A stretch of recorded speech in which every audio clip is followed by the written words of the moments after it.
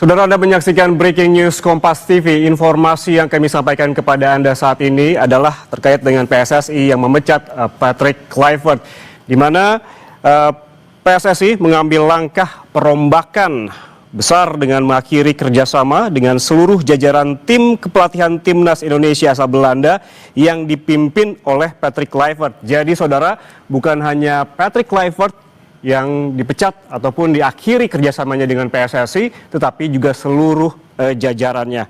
Keputusan ini diumumkan secara resmi oleh PSSI pada hari ini dan tidak hanya berdampak pada tim senior, tetapi juga pada tim nasional kelompok umur U23 dan juga U20. Keputusan PSSI ini tidak hanya menyasar kepada kepala pelatih Patrick Kluivert, tapi juga seluruh stafnya. Nama-nama besar saudara seperti Alex Pastoor dan juga Denny Lanzard yang menjabat sebagai asisten pelatih tim senior. Juga ada Gerald Pannenberg yang menangani Timnas Indonesia U23 serta Frank van Kampen sebagai pelatih Timnas Indonesia U20 turut diberhentikan dari tugas mereka. Langkah ini menandakan berakhirnya era kepelatihan Belanda secara total di struktur tim nasional saat ini. Namun nanti kita akan update lebih lengkap bersama jurnalis Kompas TV. Sudah ada Benediktus Aditya yang saat ini bersiap di kantor PSSI di kawasan GBK Arena.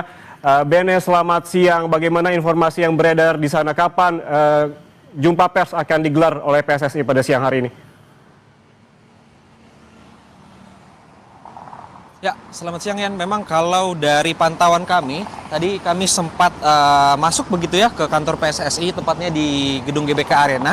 Namun memang hingga sampai detik ini belum ada konfirmasi dari pihak PSSI terkait kapan akan dilaksanakan konferensi pers terkait dengan pemutusan kerjasama antara PSSI dan juga tim kepelatihan Timnas begitu ya, yang di dalamnya ada Patrick Kluivert dan pelatih tim U23 dan juga U20. Nah, memang kalau dari informasi yang kami terima, kami juga sempat tanyakan di kantor PSSI di dalam, belum ada siapapun yang bisa kami konfirmasi, termasuk Exco PSSI. Jadi memang untuk hingga sampai detik ini kami masih menunggu konfirmasi dari pihak PSSI maksud kami. Nah, tapi yang bisa saya konfirmasi kepada Anda, Yan Rahman, memang kalau dari rilis yang diberitakan oleh PSSI di laman resminya begitu di jam 11.45 tadi siang menyatakan kalau PSSI mengakhiri kerjasama antara tim kepelatihan Timnas yang kita ketahui di dalamnya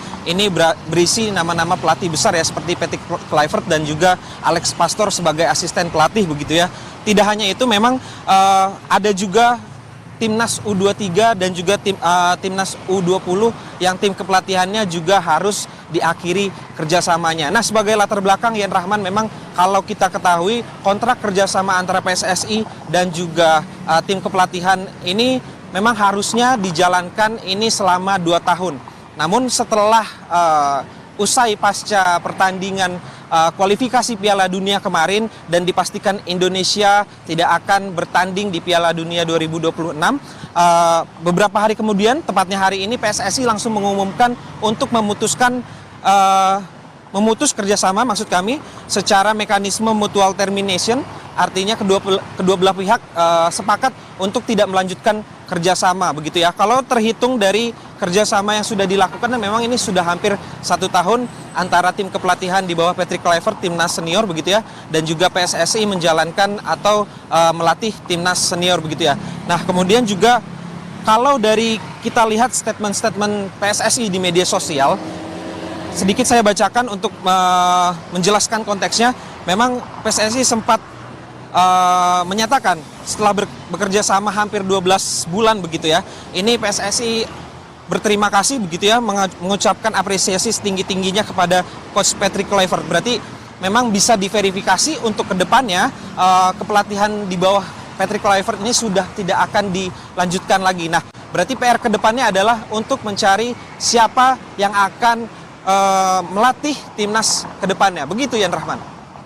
Terima kasih jurnalis Kompas TV Benediktus Aditya yang melaporkan langsung dari kantor PSSI di kawasan GBK Arena. Nanti kita akan menghubungi Anda kembali, Bene, untuk mengetahui pukul berapa begitu jumpa pers yang akan digelar oleh PSSI pada siang hari ini. Terima kasih, Bene, sekali lagi. Dan saudara, untuk membahas hal ini kita kembali berdialog dengan analis sepak bola Indonesia, Gita Suwondo. Bung Gita masih bersama kami, Bung Gita. Masih, Jan. Bung Gita, ini kan yang seperti kita ketahui bahwa yang diputus kerjasamanya bukan hanya Patrick Kluivert, tapi juga satu rombongan begitu. Kemudian bagaimana nasib ke depannya? Karena memang ada juga pelatihan di timnas U23, U20. Anda melihatnya seperti apa? Sebenarnya kalau Gerard van den Broek dengan dia dianggap sebagai gagal di Piala AFF Under-23 di GBK bulan Juli lalu dan juga tidak lolos ke putaran final Piala Asia Under-23, tidak heran kalau dia juga ikut serta dengan paketnya Patrick Kluivert, walaupun kabarnya kan dia ada di Patrick Kluivert yang memantau pertandingan di grup A di Qatar, Oman, dan Uni Emirat Arab secara bersamaan dengan kegagalan kita di Arab Saudi. Tapi saya pikir kalau pelatih Under-20 itu belum melaksanakan tugas sama sekali karena tidak ada agenda Under-20.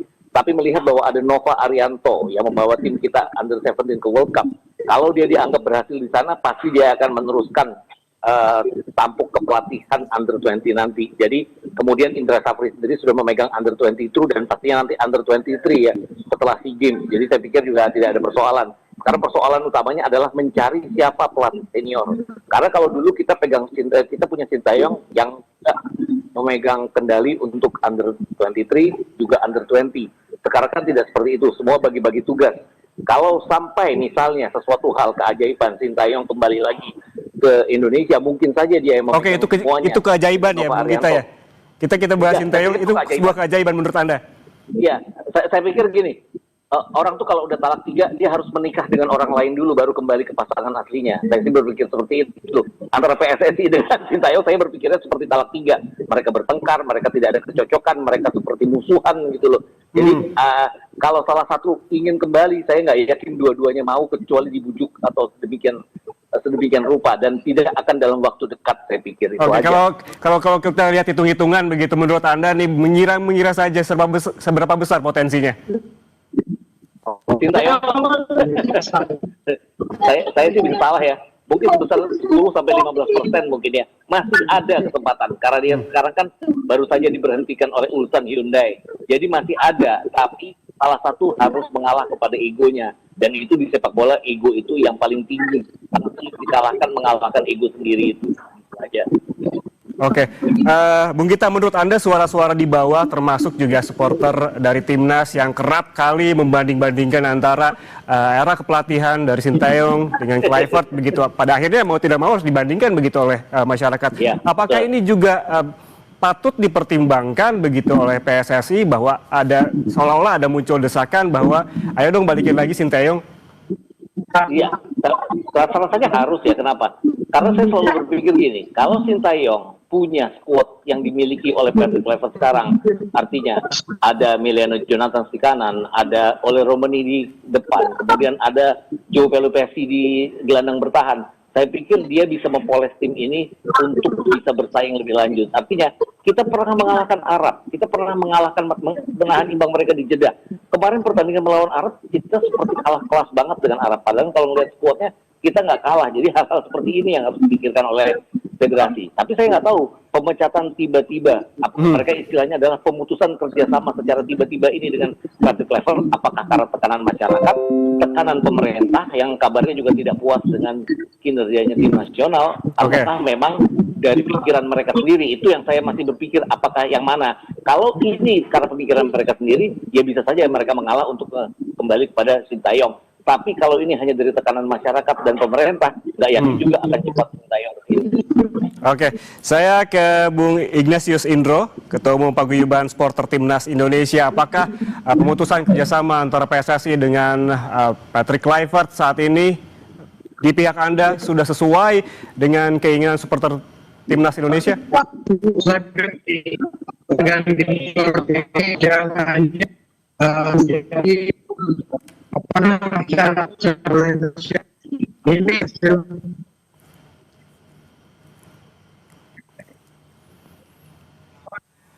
Bung Indro, tampaknya audionya terputus dengan Bung Indro, Ketua Umum Paguyuban Supporter Timnas Indonesia. Saya ke Bung Gita kembali. Tadi kita sempat membahas ada beberapa kemungkinan nama-nama begitu. ada nama-nama yang 4 nama lah paling tidak yang beredar begitu di kalangan supporter dan juga para analis sepak bola Indonesia. Menurut Anda yang paling menonjol selain Sinteyong siapa saja? Timur Kapatse ya, karena dia punya rekor membawa Uzbekistan untuk pertama kalinya lolos ke Piala Dunia. Jadi saya pikir dia pasti akan jadi darlingnya supporter untuk bisa menangani timnas kita.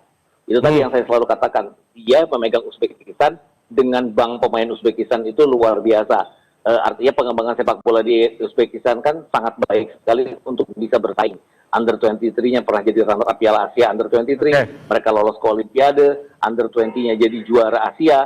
Itu tadi, itu yang mungkin kita tidak miliki. Kita belum apa-apa, selalu mencari diaspora untuk bersaing dengan raksasa-raksasa Asia. Itu aja, jadi Timur Kapasnya juga tidak akan gampang. Kalaupun dia melawat ke Eropa, melihat pemain yang berbakat, dia kan pasti harus bekerja sama dengan pemerintah. PSSI harus bekerja sama dengan pemerintah untuk menaturalisasi pemain ini. Ini agak gampang, dan dia harus mencari talenta-talenta lokal yang mungkin tidak cepat untuk bisa bersaing dengan raksasa-raksasa Asia. Dan kedepannya kan ada Piala Asia tahun 2027 nanti. Oke.